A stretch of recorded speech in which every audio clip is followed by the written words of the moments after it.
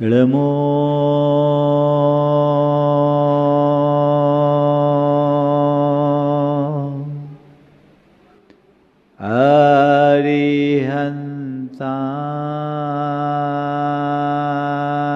अरिहन्ताणं नमो अरिहन्ताणं इळमो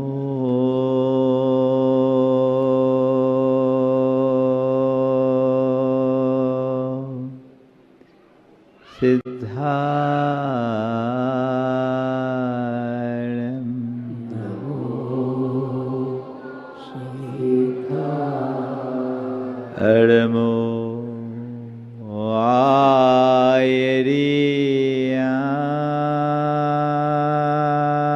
आयरियाणं नमो आयरियाणं इळमो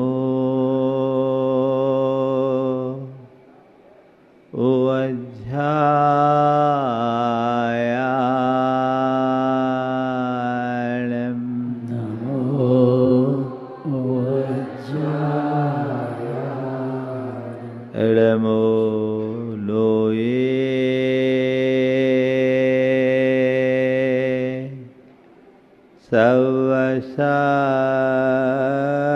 सवसाहुणं नमो लोये शवेशाहुणं एषो पञ्चनमोयारो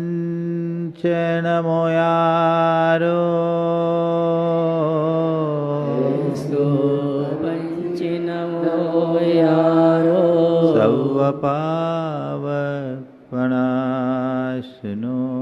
सर्वपावपणाशिनो मङ्गलालं च सवेसिं मङ्गलां च शवेश पढमं होय मङ्गलम् परमं होय मङ्गलम्। जय बोलो देवादिदेव खदराट श्री भगवान महावीर स्वामी की जय जय जय अहिंसा परमो धर्म की जय जय जय परम पूज आचार्य गुरुवर श्री विद्यासागर जी महाराज की जय जय जय। आचार्य श्री समय सागर जी महाराज की, मुनि श्री 108 प्रमाण सागर जी महाराज की, मुनि श्री 108 संधान सागर जी महाराज की। नमोस्तु गुरुवर, नमोस्तु नमोस्तु। आज राम नवमी का दिन है। श्री राम भारतीय संस्कृति के एक आदर्श पुरुष रहे, जन जन के आराध्य बने। लेकिन आज मैं देखता हूँ रामायण हर घर में मिल जाएगी, लेकिन राम कभी नजर नहीं आते। हमने राम को मंदिर में तो विराज दिया, मन मंदिर में राम को कितना स्थान दे पाए, हमें विचार करने की जरूरत है। श्री राम की तरफ जब हमारी दृष्टि जाती है तो वो हमें दो रूपों में दिखाई पड़ते हैं। एक व्यक्ति के रूप में, तो एक वृत्ति के रूप में। जब श्री राम को हम एक व्यक्ति के रूप में देखते हैं तो वे हमें बहुत छोटे दिखाई पड़ते हैं। उनका संबंध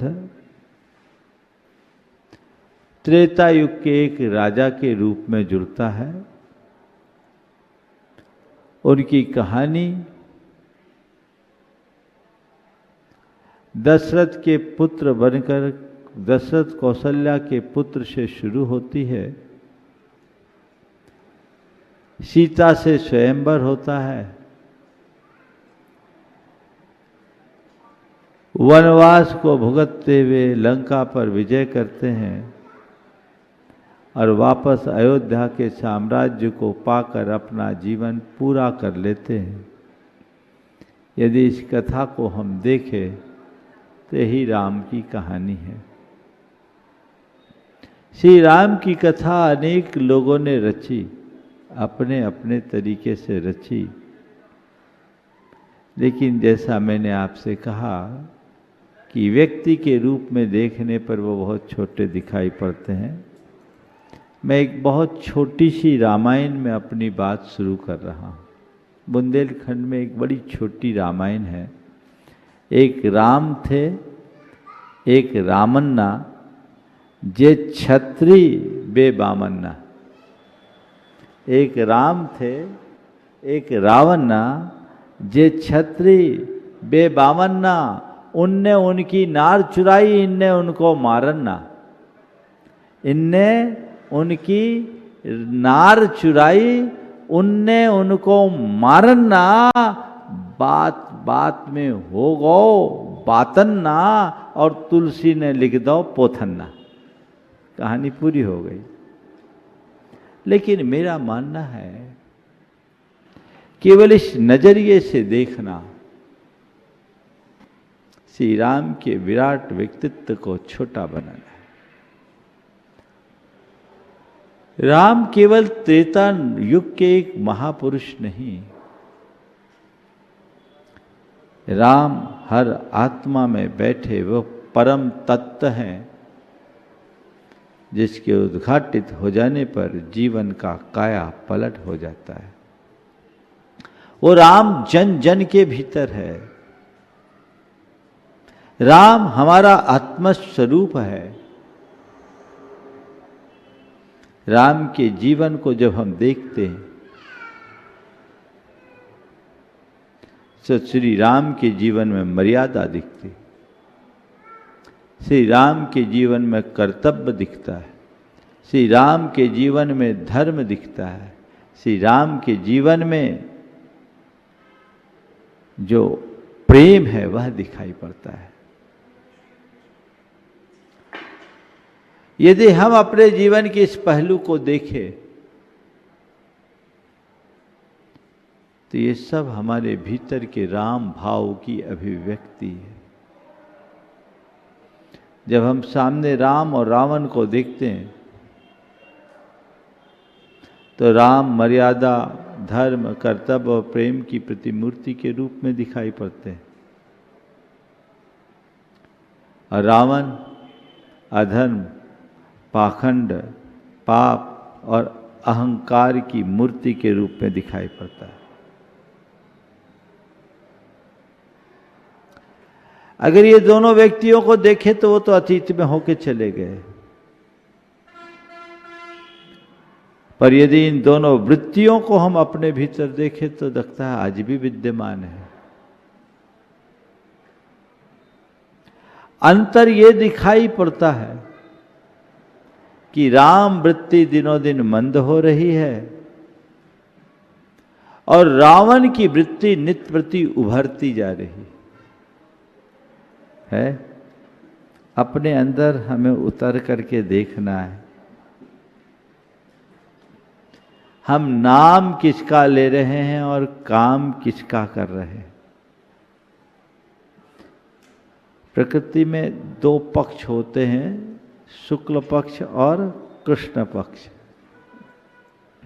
शुक्ल पक्ष के दिनों में क्या होता है, चंद्रमा की कलाएं धीरे धीरे बढ़ती है और पूर्णमासी के दिन पहुंचते पहुंचते पूरी तरह 16 कलाओं में विकसित हो जाती है। इसके उलट जब हम कृष्ण पक्ष की बात करते हैं तो कृष्ण पक्ष में चंद्रमा की कलाएं धीरे धीरे घटती है और अमावस्या के दिन काली रात में परिवर्तित हो जाती होती है। ये बातें केवल प्रकृति के साथ नहीं है, ये स्थिति हमारे जीवन के साथ भी है। हमारे जीवन का धर्म, हमारे जीवन की मर्यादा, हमारे अंदर का कर्तव्य बोध और हमारे भीतर का प्रेम जीवन का शुक्ल पक्ष है जो राम भाव की अभिव्यक्ति से प्रकट होता है। इसके विरुद्ध हमारे अंदर का पाप, हमारे अंदर का पाखंड, हमारे भीतर की अनीति, अनाचार और अहंकार पूर्ण प्रवृत्ति जीवन का कृष्ण पक्ष है जो रावणीय वृत्ति को प्रकट करते हैं। हम अपने भीतर उतर कर देखें कि आखिर मेरे भीतर क्या कुछ घट रहा है। राम भाव बढ़ रहा है या रावण भाव उत्तरोत्तर अपना पांव पसार रहा है? क्या हो रहा है? बातें तो राम की होती है और अब तो राम का नाम बड़े ऊंचे स्वर में लिया जाने लगा है। संत कहते हैं मुख में राम का नाम उच्चारित हो या ना हो, जीवन में राम का आदर्श स्थापित होना चाहिए। हम क्या कर रहे हैं? अगर अपने भीतर की राम वृत्ति को विकसित करना चाहते तो राम को एक आदर्श के रूप में अपने सामने रखो और उनके जीवन आदर्श को अपने जीवन में जोड़ने की चेष्टा करें।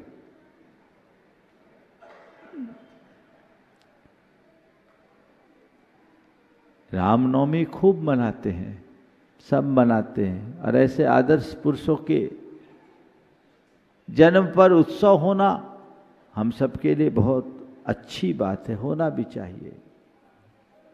लेकिन राम का नाम हमारे मुख तक सीमित न रहे, वो हमारे चरित्र में आए।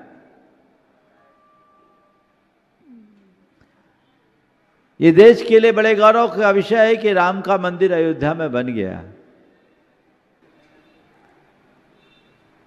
लेकिन संत कहते हैं राम का मंदिर तो बना दिया, राम जैसा जीवन तो बनाओ। 4 बातें आज के संदर्भ में मैं कहूंगा जो रामनवमी के दिन पूरे देश के लोगों तक मैं पहुंचाना चाहता हूं। राम के जीवन आदर्श को आत्मसात कीजिए। उनके जीवन में मर्यादा, कर्तव्य, संबंधों की मधुरता और कुशल नेतृत्व है। अगर राम के समग्र जीवन को हम जोड़ना चाहते हैं, रामत्व को अगर संक्षेप में आप सबके अपने बीच रखना चाहते हैं तो राम है क्या? मर्यादा, कर्तव्य, संबंधों की मधुरता और नेतृत्व की प्रतिमूर्ति का नाम राम है। मर्यादा पुरुषोत्तम के रूप में राम को आज पूजा जाता है, लेकिन राम जैसी मर्यादा को लोग कितना स्थान देते हैं। रामचंद्र जी ने अपने जीवन में मर्यादा का पालन किया। उनने पुत्र धर्म को निभाया। उनने अपने बचनों के मर्यादा को पाला। उनने अपने आचरण के संतुलन को बनाए रखा। उनने अपनी भावना की मर्यादा की रक्षा की। थोड़ा सोचो,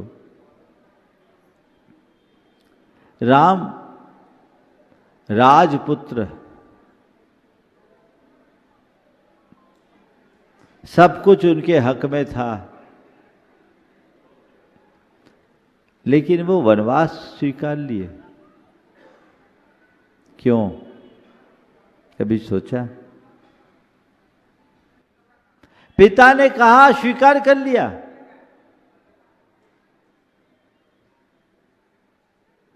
बिना तर्क वितर्क के। ये मर्यादा है। आज तो अगर पिता कहता बेटा मोबाइल कम देखो, क्यों पापा, ये मेरा जीवन है, हमें अपने तरीके से जीने दीजिए, आप इंटरफेयर मत कीजिए। क्या हो गया, है ना? कहां मर्यादा है? पिता ने कह दिया तुम्हें वन जाना है,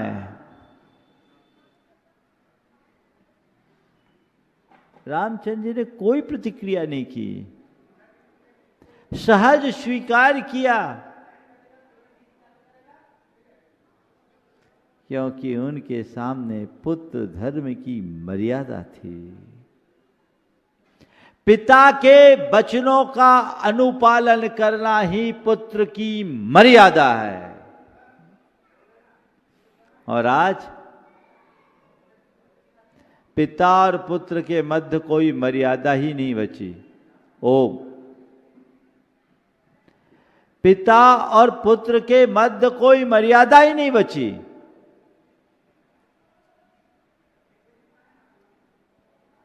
जो बेटा अपने पिता को सीधा सीधा जवाब देता है,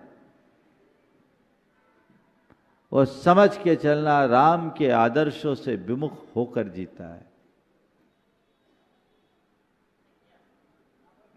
हमारी मर्यादा है कि वो बात सामने वाले की जो कहे उचित हो या अनुचित, हमारे लिए यही उचित है कि हम उसे स्वीकार करें। ऐसा क्यों? ये शब्द पुत्र धर्म की मर्यादा के विरुद्ध है। आजकल क्यों पापा, जवाब दो, समझाओ। इसलिए तो आज राम भाव का अभाव है। रावणी वृत्ति उत्तरोत्तर बढ़ रही है। पालन करें पुत्र धर्म की पालन, मर्यादा कोई नहीं। जो वचन दिया उसे निभाएं। वचनों की मर्यादा। आजकल तो कब क्या बोले कोई पता ही नहीं रहता। सुबह बोलते शाम को भूल जाते हैं, शाम को छोड़ो अगले पल ही क्या बोला उसको वो लोग बदल जाते हैं। वचन धर्म की मर्यादा, जो कह दिया सो करना है। रामायण में एक प्रसंग आता है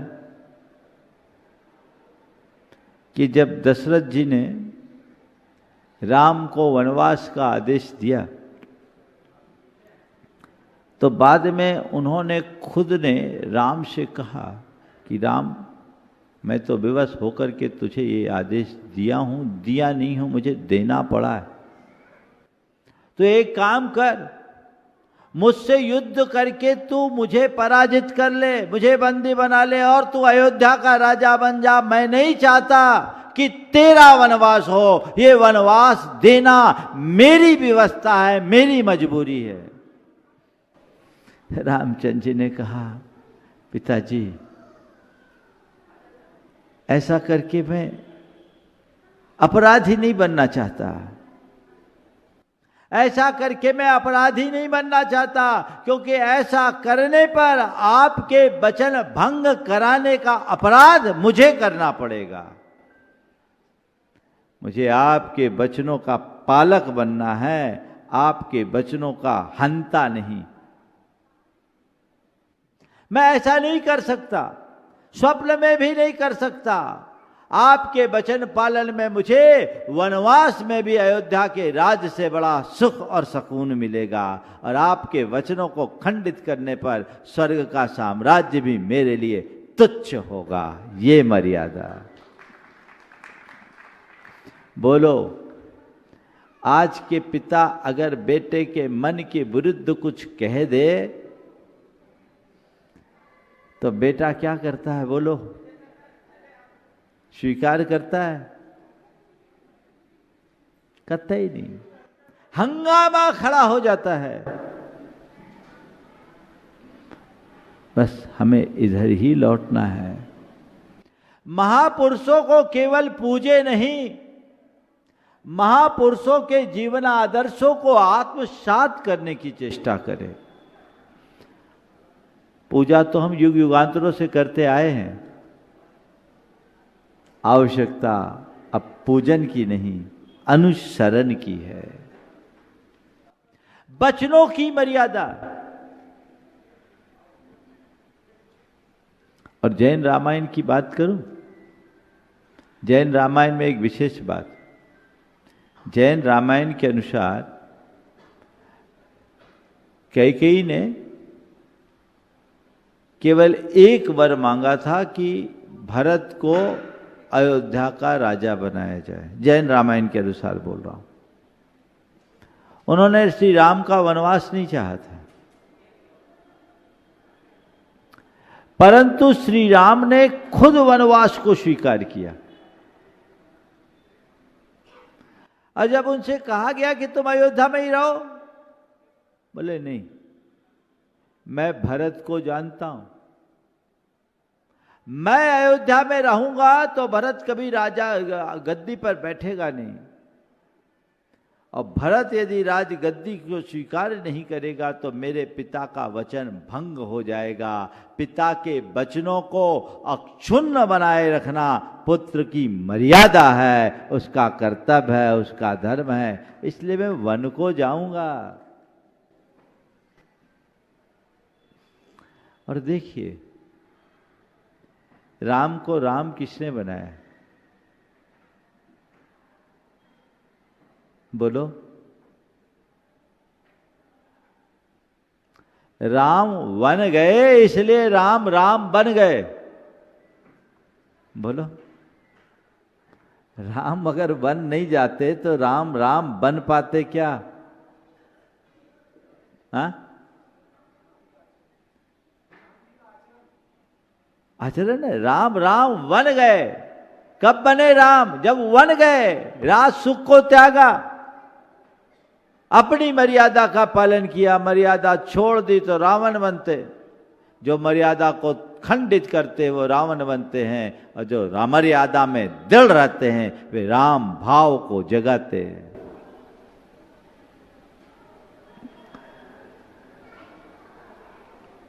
आचरण में संतुलन।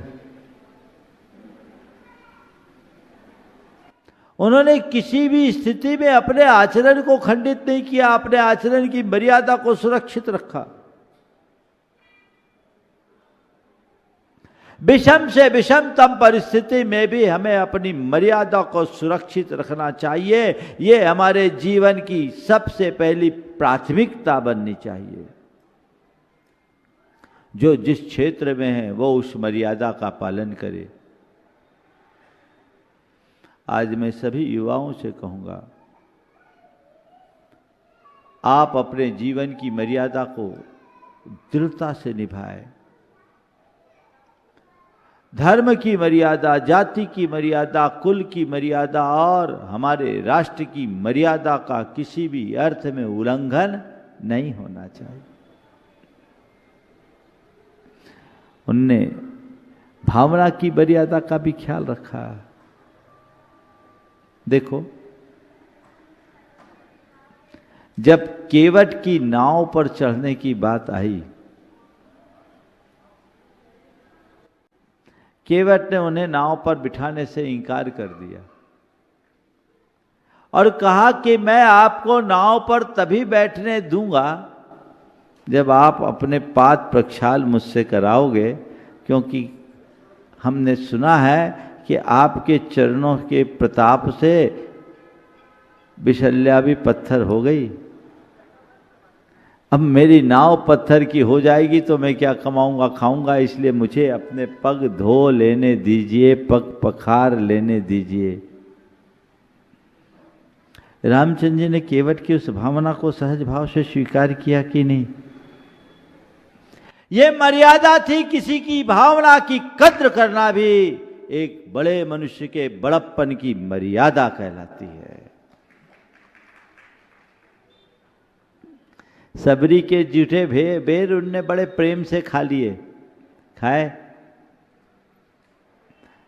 और आज माँ भोजन भी अगर करा रही है तो माँ के भोजन में थोड़ा टेस्ट कम लग रहा है तो माँ आज भोजन अच्छा नहीं बना। बोलो ये क्या है? मर्यादा का पालन बहुत जरूरी है। दूसरा कर्तव्य, जीवन को ऊंचा बनाना है तो अपने कर्तव्यों के प्रति दृढ़ रहो। वनवास के टाइम में उनने क्या किया? अपने कर्तव्य का पालन किया, ऋषियों की रक्षा की, राक्षसों का विनाश किया। संघर्ष की घड़ी में भी अपने कर्तव्य पर अडिग रहने वाले का ही उत्कर्ष होता है। उनने संघर्ष को स्वीकार किया, आगे बढ़ते रहे, आगे बढ़ते रहे, किसी प्रकार की कमी नहीं की। पहला कर्तव्य पिता के प्रण की रक्षा करना, और ये तभी संभव होगा जब मैं वनवास जाऊंगा। वो निकल गए। देखिए बड़ा अंतर है। आज लोग कर्तव्य की बात कम, अधिकार की बात ज्यादा करते हैं। और यदि अधिकार की दृष्टि से बात करें तो आधिकारिक तौर पर श्री राम अयोध्या के राजा बनने के अधिकारी थे कि नहीं थे? बोलो, थे? जनमत भी उनके साथ था कि नहीं था? अधिकार उन्हें राजा बना रहा था, लेकिन कर्तव्य को कुछ और पसंद था कि ये सब कुछ करेंगे तो पिता का प्रण अधूरा रहेगा, और पिता का प्रण अधूरा होगा तो उनकी प्रतिष्ठा धूमिल होगी। पुत्र का ये कर्तव्य है कि आखिरी क्षण तक अपने पिता के प्रण और प्रतिष्ठा को सुरक्षित बनाए रखे। इसलिए वो निकल गए, अधिकार को गौण कर दिया, कर्तव्य को प्रमुखता दी, और वहां जाकर के भी अपने कर्तव्य पथ पर डटे रहे दृढ़ता से। हर मनुष्य को कर्तव्यनिष्ठ बनने का मनोभाव रखना चाहिए। उसके लिए अपने सुखों को त्यागिए। सुख भोगी जी कर्तव्य पर अडिग नहीं रह सकता। जिसके सामने केवल कर्तव्य होता है वो बाकी बातों को गौण करके चलता है, और जिसकी दृष्टि में केवल सुविधाएं होती है वो कर्तव्य में टिक नहीं पाता। अपने घर परिवार की जिम्मेदारियों को निभाइए, वहां से अपने कर्तव्य की शुरुआत कीजिए। समाज के प्रति जो हमारा दायित्व है, हमारी जिम्मेदारी है, उसको निभाइए, सामाजिक कर्तव्य है। अपनी धार्मिक क्रियाओं और प्रवृत्तियों में दृढ़ता रखो, ये हमारा धार्मिक कर्तव्य है। और राष्ट्र के प्रति अपने दायित्व को दृढ़ता से पूरा करना ये राष्ट्रीय कर्तव्य है। हर व्यक्ति को अपने कर्तव्य के अनुपालन में दृढ़ रहना चाहिए। उसके लिए अगर थोड़ा बहुत संघर्ष करना तो करे, पर सक्रिय रहे। देखिए रामचंद्र जी जब सीता का हरण हुआ तो रोए, विलाप किए, लेकिन रुके नहीं। सीता का हरण हुआ, रोए, विलाप किए, उनने सीता को खोया, पर रुके नहीं। सीता को वापस लाने के लिए लग गए, ये उनका कर्तव्य था।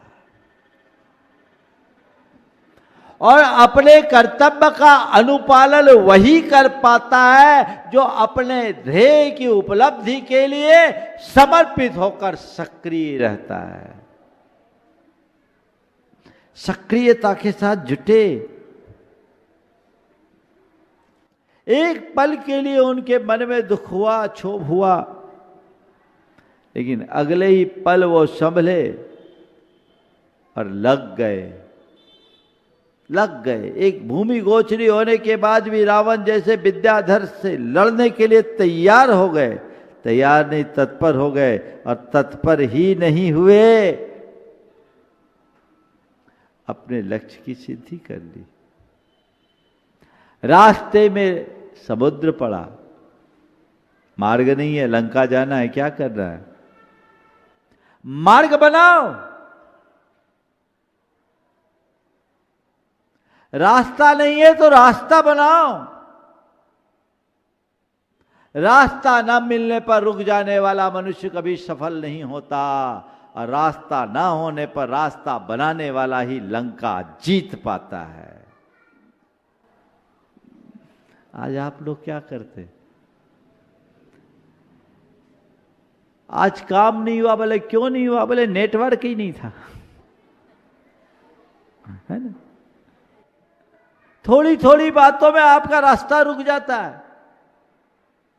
संत कहते रुको मत, आगे बढ़ो, हर नई संभावना को तलाशते चलो। कर्तव्य पालन के लिए सक्रिय होना पड़ेगा। अब समुद्र सामने आ गया है, भगवान मैं क्या करूं? माला लेके बैठ गए क्या? अब कोई उपाय नहीं है, बैठ जाओ, क्या करें? इतना बड़ा समुद्र है, कैसे जाएंगे? ये बुज़दिल और कायर लोगों की भाषा हो सकती है। श्री राम जैसे पराक्रम के धनी महापुरुष ऐसा कभी नहीं करते। जो अपने लक्ष्य के प्रति समर्पित होता वो ऐसा कभी सोच नहीं सकता। वो सक्रियता के साथ आगे बढ़े और अपना लक्ष्य प्राप्त किया। कर्तव्य समाज के लिए उन्हें निर्णय लिया, बड़े बड़े निर्णय। मालूम था कि सीता निर्दोष है, पर उनके कर्तव्य की मर्यादा ने सीता को साध्वी होने के उपरांत भी उसका त्याग करने में संकोच नहीं किया, क्योंकि मर्यादा की रक्षा करना एक राजा का कर्तव्य है। इसलिए उन्होंने पति धर्म को गौण करके राजधर्म को प्रमुखता दिया। समाज के लिए आवश्यक था, और ऐसा करके उन्होंने सच्चे अर्थों में देखा जाए तो सीता के आदर्श को और अच्छे से उपस्थापित किया। उनने सीता को निष्कलंक प्रकट कर दिया। ये जीवन में आना चाहिए। संबंधों की दृष्टि से अगर हम विचार करें तो श्री राम ने सदैव पूरा जीवन संबंधों को सुरक्षित किया। माता पिता के साथ उनका जो संबंध था, कितना मधुर संबंध। जिस पिता ने वनवास दिया उस पिता के प्रति अपार श्रद्धा, और जिस मां के कहने पर, भले कहने को वो सौतेली मां हो, लेकिन कैकेयी ने भरत के मोह में उन्हें वनवास दिया तो भी श्री राम के मन में उनके प्रति उतना ही प्रगाढ़ प्रेम रहा। है आज कोई ऐसा? आज तो सगे माँ बाप को भी लोग वृद्धाश्रमों में भेज देते हैं। बोलो क्या हो रहा है? एक युवक अपने पिता को वृद्धाश्रम छोड़ने गया। जैसे गया तो वृद्धाश्रम का जो मैनेजर था पिता से मिला, और ऐसा मिला जैसे दोनों में बड़ी प्रगाढ़ता। युवक को आश्चर्य हुआ। उसने पूछा, आप हमारे पिताजी को पहले से जानते हो क्या? बोले हाँ, इनसे हमारा बहुत पुराना परिचय है। बोले क्या? बोले आज से 35 वर्ष पहले इनकी कोई संतान नहीं थी, तो इन्होंने, हम एक अनाथ आश्रम भी चलाते हैं, वहाँ से एक बच्चे को लेकर के गए थे, उन्हें पाल पोस करके रखा,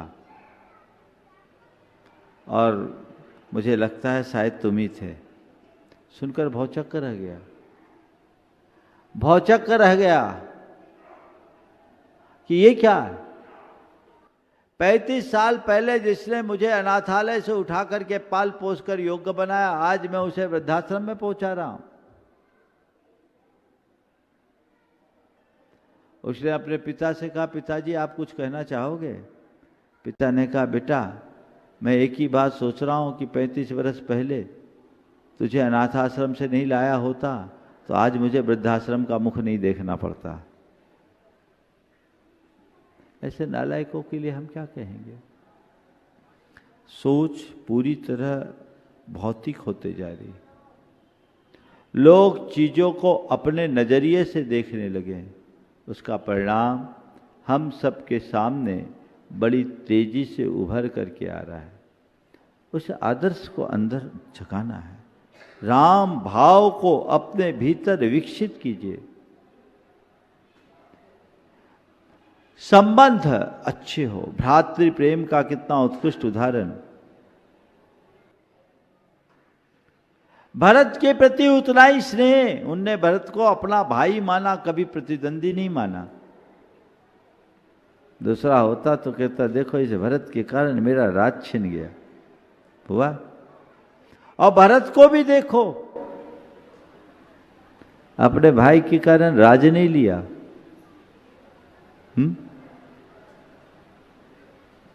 कितना प्रगाढ़ प्रेम था आपस का। कहते चित्रकूट में जब भरत पहुंचा, रामचंद्र जी से कहा कि आपको अयोध्या चलना होगा। रामचंद्र जी ने कहा, मैं अयोध्या जाऊंगा तो मेरे पिता का प्रण अधूरा हो जाएगा, तुम्हें अयोध्या का राज संभालना है। बोले ठीक है, पर मेरे जैसे भाई की, आप जैसे बड़े भाई के रहते मैं राजा बनूं, ये संभव ही नहीं। राजा तो आपको ही बनना पड़ेगा। बोले नहीं, मैं वनवास में आ गया हूं, मैं वनवास करूंगा, मैं तो वन में रहूंगा। ऐसा कैसे होगा कि बड़ा भाई वन में रहे और मैं राजा बनूं? मैं भी आपके साथ वन में रहूंगा। भैया तू वन में रहेगा तो अयोध्या को कौन संभालेगा? और माता की इच्छा थी कि भरत अयोध्या का राजा बने, तो पुत्र का यह कर्तव्य है कि वह अपने माता पिता की इच्छा की पूर्ति करे। तुम्हें अयोध्या का राजा बनना पड़ेगा, ये तुम्हारा कर्तव्य है, हमारा धर्म है। फिर भी भरत नहीं माने। भरत के प्रेम के आगे राम के कर्तव्य को हारना पड़ा। उन्होंने कहा ठीक है, आप अगर मुझसे कहते हो मैं अयोध्या का राज्य संभालूंगा, लेकिन राजा की बनकर नहीं, श्री राम का सेवक और प्रतिनिधि बनकर। आपको अपनी चरण पादुकाएं मुझे देनी पड़ेगी। अब सिंहासन पर वही बैठेगा, मैं नहीं। कहानी आप सबको पता है। पूरे जीवन वनवास के काल में भरत एक दिन भी गद्दी पर नहीं बैठे। उनने खड़ाओं को, चरण पादुकाओं को राजगद्दी में रखा। और एक अद्भुत रामायण है, उसमें बड़ी अद्भुत बात, उसमें लिखा है कि भरत को कोई भी विशेष निर्णय लेना होता तो उसी चरण कमलों के पास जाकर वो प्रार्थना करते और निर्णय लेते। और राज में जब कभी कोई अकार्य हो जाता तो अपने आप दोनों जो खड़ाऊ हो आपस में टकराने लगे। एक राजा हो करके भी वह सन्यासी जैसा जीवन जिया। राजगद्दी मिलने के बाद भी सन्यासी, और एक राजगद्दी त्याग करके सन्यासी सा जीवन। ये प्रेम की पराकाष्ठा है। वो राजा के रूप में नहीं, राजा के प्रतिनिधि के रूप में रहे। आज ऐसा है क्या? भाई भाई में बड़ी गहरी खाई है। लोग एक दूसरे को कोर्ट कचहरी तक घसीटने में कोई कसर नहीं छोड़ते, और तो और एक दूसरे की हत्या करने और करवाने में भी तुल जाते हैं। ये कितनी विकृत सोच का परिणाम। उनने मित्रता को निभाया। संबंधों को देखो, वन में गए, सीता को खोजने के चक्कर में वो सुग्रीव से मिले, हनुमान से मिले, उनसे अपनी मित्रता निभाई। और के पहले सुग्रीव की सुतारा को मिलाया। सच्चा मित्र वो होता है जो अपने दुख से पहले अपने मित्र का दुख निवारण करे। तो कहते हैं भैया पहले मेरी सीता तो मिल जाए फिर तुम्हारी बात करूंगा। उन्होंने क्या किया? कोई बात नहीं, बाली ने तुम्हारी सितारा को हर लिया, मैं देखता हूं उसका रास्ता निकालता हूं। किया काम, आगे बढ़ गए। कितनी उत्कृष्ट मित्रता का अनुपालन किया। उनका दाम्पत्य कितना मधुर रहा। वैदिक रामायण के अनुसार एक राजा होने के उपरांत भी सीता के प्रति उनकी निष्ठा कितनी प्रगाढ़ थी। एक पत्नी व्रत का उनने पालन किया। कहाँ उदाहरण आजकल मिलता है। रामायण में भाई भाई के प्रति प्रेम कैसा होना चाहिए ये दिखता है। पति पत्नी का संबंध कैसा होना चाहिए रामायण हमें सिखाता है। पिता पुत्र का संबंध कैसा होना चाहिए ये रामायण हमें सिखाता है। भरत ने त्याग किया, लक्ष्मण ने भी त्याग कर दिया। बोलो, वनवास तो राम को हुआ था, पर भाई के लिए भाई क्या त्याग कर सकता है, ये लक्ष्मण का आदर्श हमें बताता है। वनवास राम को हुआ था, पर सीता भी उनके साथ चले गई। पति के लिए पत्नी क्या त्याग सकती है, ये रामायण हमें सिखाता है। आज की सीता हो तो बोलो क्या होगा। अब बोलो, एक पत्नी ने अपने पति को इसलिए तलाक दे दिया कि पति की नौकरी छूट गई। नौकरी छूट गई, अभी हाल की बात है। पति की नौकरी थी, नौकरी छूट गई, बोले तुम कुछ कमाते नहीं, अब हम तुम्हारे साथ नहीं रहेंगे, हम किसी और के साथ रहेंगे। कितना बड़ा अंतर, कितना बड़ा अंतर है आज की ऐसी व्यवस्था। एक बार मैंने ऐसी रामायण पर प्रवचन दिया, उसके बाद कुछ संभ्रांत परिवार की महिलाएं बैठी थी। मैंने उनसे ऐसी चर्चा में कहा कि ये बताओ, अगर सीता की जगह आप होती तो क्या करती। महिलाओं के बीच मैंने पूछा, सीता की जगह आप होती तो क्या करती। अगर ये सवाल आप लोगों से पूछूं तो आप लोग क्या जवाब देंगे? थोड़ा टेस्ट ले लो, बोलो। सीता की जगह आप हों और आपके पति राम का वनवास हो तो आप क्या करोगे? ईमानदारी से बोलना। शायद बोल नहीं पाओगे, कैमरा सामने है, लेकिन क्या बोलना चाहोगे वो तो मन में डोल ही रहा होगा।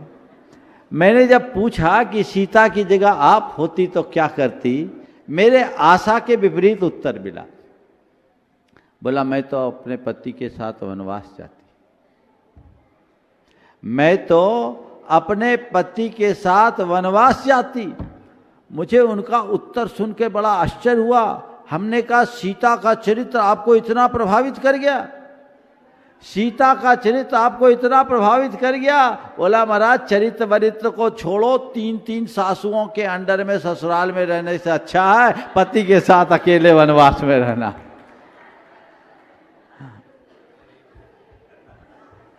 है ना? आप लोगों मन की बात हो गई इसीलिए ताली बज रही है। यह हकीकत है, बड़ा बदलाव है। मैथिली शरण गुप्त की ये पंक्तियां बहुत अच्छे से रेखांकित चरितार्थ होती है। जब देखिए विपरीत पथि हाय हमने ले लिया, श्री राम के होते हुए आदर्श रावण को किया। हम हैं दुर्योधन के अनुज, तजकर युधिष्ठिर को अहो, सोचे भला तो फिर हमारा पतन दिन दिन क्यों ना हो। राम का नाम और रावण का काम करेंगे तो जीवन भला कैसे तरेगा। उनने शत्रु का भी सम्मान किया। अंत के दिनों में लक्ष्मण से कहा, जाओ रावण बड़ा नीतिवान ज्ञानवान व्यक्ति है, उससे कुछ ज्ञान ले लो। ये हमारा मर्यादा है। उनकी नेतृत्व को देखिए। वानर सेना में टीम वर्क तैयार कर लिया।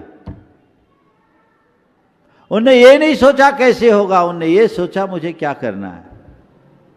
सबको लेकर के चल गए। कितना बड़ा काम किया उन्होंने, और उसमें भी विनम्रता का काम किया, टीम निर्माण के साथ काम किया, और अपने जीवन में उनने राम राज को स्थापित किया। आदर्श शासन उनका हुआ जो जीवन को आगे बढ़ाने वाला है। समय आप सबका हो गया है। सबका जीवन सुंदर बने, सबका जीवन बेहतर हो, इस भाव के साथ मैं अभी यहीं पर विराम ले रहा हूँ। छोटा सा भावना योग और समापन। कोमलता पूर्वक अपने दोनों आँखों को बंद कर ले, पूरा शरीर शिथिल और स्थिर बना ले, मन को प्रसन्नता से भर लीजिए, प्रभु परमात्मा की उपस्थिति का एहसास कीजिए। हे प्रभु, आपके चरणों में कोटि कोटि बंदन, कोटि कोटि आभार।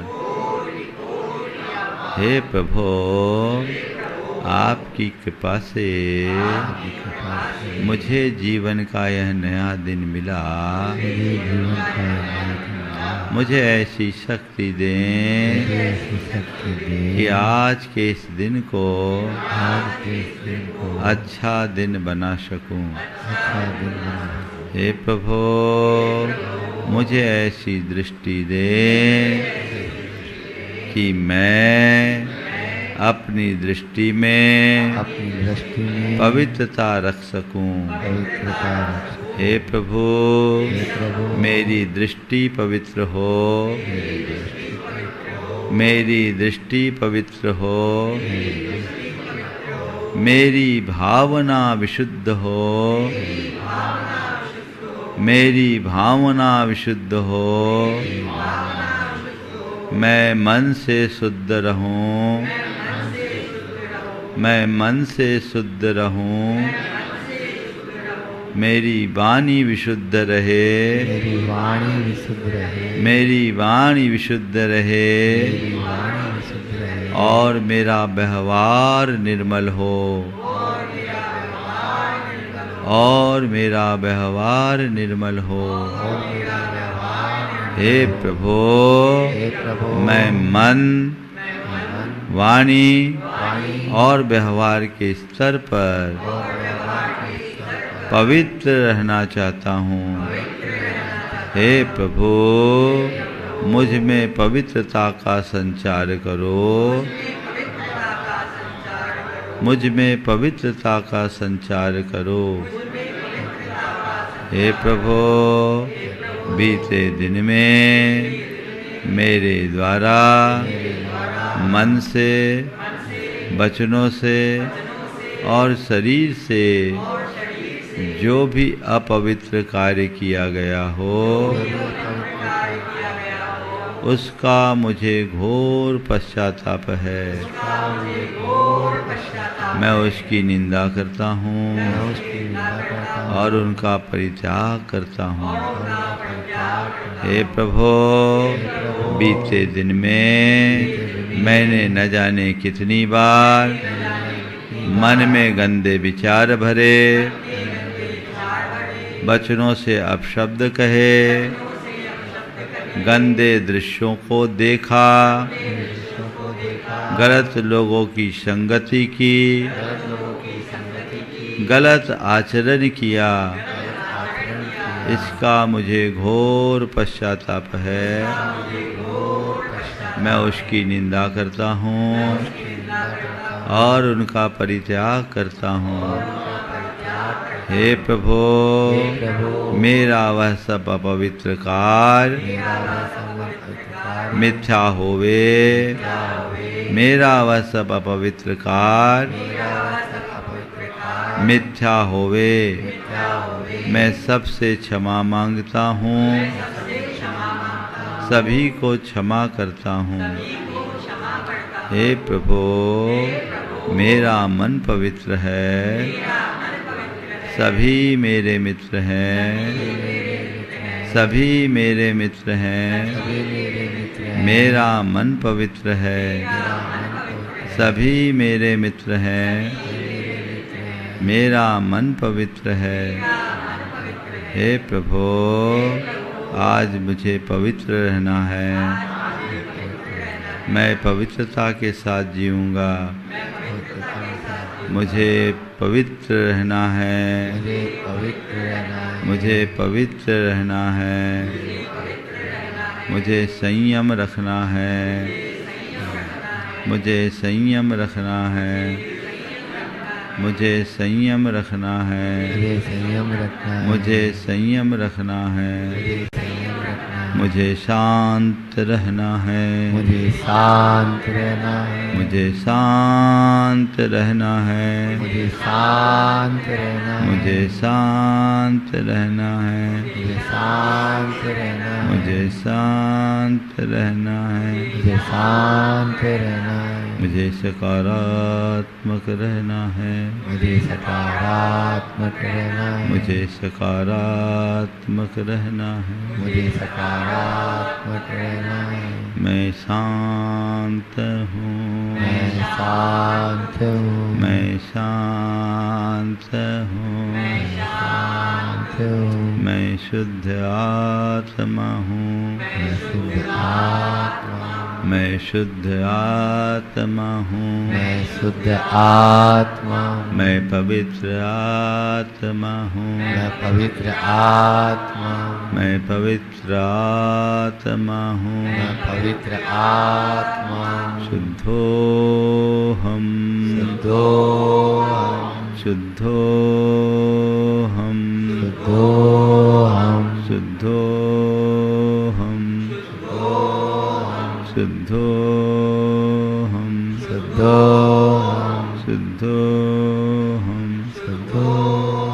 शुद्धोहम, शुद्धोहम, शुद्धोहम, शुद्धोहम, शुद्धोहम, पवित्रोहम, पवित्रोहम, पवित्रोहम, पवित्रोहम, पवित्रोहम, सोहम, सोहम, सोहम, सोहम, सोहम, सोहम, सोहम, सोहम, सोहम, सोहम, सोहम, सोहम, सोहम। सोहम। सहज शांत बैठे। मेरे भीतर शुद्ध ज्ञान में, चैतन्य में, परम पवित्र जो परमात्मा है वही मैं हूँ। वही चैतन्य मैं हूँ, वही आत्मा मैं हूँ। शुद्ध, विशुद्ध, परम पवित्र। महसूस करें मेरे भीतर एक दिव्य प्रकाश प्रकट हुआ है। अंदर की सारी अपवित्रता जल करके भस्म हो रही है। अपवित्रता जल रही है और उससे पवित्रता का प्रकाश फैल रहा है। अंदर के सारे दोष, दुर्बलता, दुर्गुण, जितने भी प्रकार की अपवित्रताएं हैं वे सभी दूर हो रही। सब अपवित्रता दूर हो रही है। महसूस करें अपने भीतर प्रवेश करती ऊर्जा के इस प्रवाह को देख।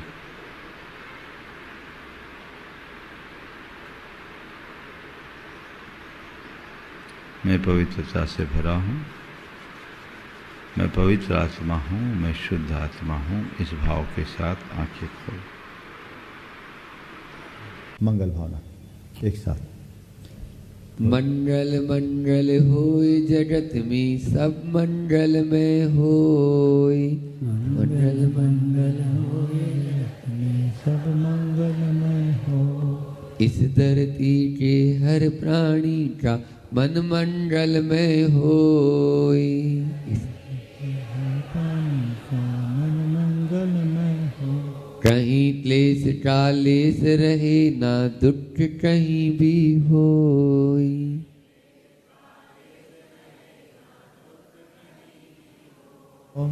मन में चिंता भय न सतावे, रोग सोच नहीं होई।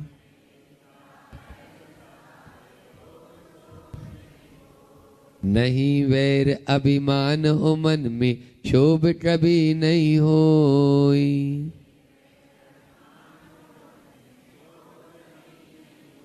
मैत्री प्रेम का भाव रहे, नित मन मंगल में होई। मैत्री प्रेम का भाव रहे, नित मन मंगल में होई। मंगल मंगल होई जगत में, सब मंगल में होई। मंगल मंगल होए जगत में, सब मंगल में होई। इस धरती के हर प्राणी का मन मंगल में होई। इस धरती के हर प्राणी का मन मंगल में होई। मन का सब संताप मिटे, अरु अंतर उज्ज्वल होई। मन का सब संताप मिटे, और अंतर उज्ज्वल हो। राग द्वेष और मोह मिट जाए, आत्म निर्मल होई। राग देश और मोह मिट जाए, आत्म निर्मल होई। प्रभु का मंगल गान करे, सब पापों का क्षय होई। प्रभु का मंगल गान करे, सब पापों का क्षय होई। इस जग के हर प्राणी का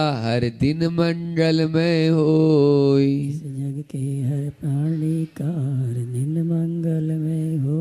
मंगल मंगल होई जगत में, सब मंगलमय होई। मंगल मंगल होए जगत में, सब मंगल में हो। इस धरती के हर प्राणी का मन मंगलमय होई। इस धरती के हर प्राणी का मन मंगल में होई। गुरु हो मंगल, प्रभु हो मंगल, धर्म सुमंगल होई। गुरु मंगल धर्म सुमंगल हो। मात पिता का जीवन मंगल, परिजन मंगल होई। माता पिता का जीवन मंगल, परिजन मंगल हो। जन का मंगल, गण का मंगल, मन का मंगल होई। जन का मंगल, गण का मंगल, मन का मंगल हो। राजा प्रजा सभी का मंगल, धरा धर्म में होई। राजा प्रजा सभी का मंगल, धरा धर्म में हो। मंगल मंगल होई जगत में, सब मंगल में होई। मंगल मंगल होए जगत में, सब मंगल में हो। इस धरती के हर प्राणी का मन मंगल में होई। इस धरती के हर प्राणी का मन मंगल में होई। मंगल में हो प्रात हमारा, रात सुमंगल होई। मंगल में हो प्रात हमारा, रात सुमंगल हो। जीवन के हर पल हर क्षण की बात सुमंगल होई। जीवन के हर पल हर क्षण की बात सुमंगल हो। घर घर में मंगल छा जावे, जन जन मंगल होई। घर घर में मंगल छा जावे, जन जन मंगल हो। इस धरती का कण कण पावन, ओ मंगल में होई। इस धरती का कण कण पावन, ओ मंगल में हो। मंगल मंगल होई जगत में, सब मंगल में होई। मंगल मंगल होए जगत में, सब मंगल में हो। इस धरती के हर प्राणी का मन मंगल में होई। इस धरती के हर प्राणी का मन मंगल में हो। सब जग में मंगल बड़े, सब जग में मंगल बड़े। टले अमंगल भाव, टले अमंगल भाव। है प्रमाण की भावना, हे प्रमाण की भावना। सब में हो सद्भाव। सब में हो सद्भाव। बोले परम पूज्य मुनि श्री 108 प्रमाण सागर जी महाराज की।